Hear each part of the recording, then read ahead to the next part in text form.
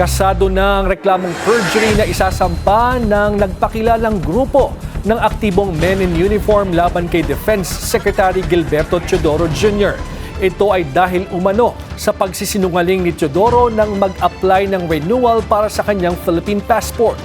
Sa mga dokumentong hawak ng Abante, nakasaad sa passport application form ni Teodoro noong 2017 na minarkahan niya ang no box sa tanong kung meron ba siyang foreign passport.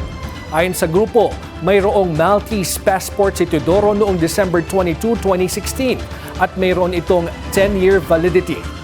Nilinaw ng grupo na bagamat may mga aktibong general silang kasama, hindi sila ang grupong nababalita na may planong destabilisasyon sa gobyerno. Sa Pasay raw isasampang reklamo laban kay Teodoro sa loob ng linggong ito.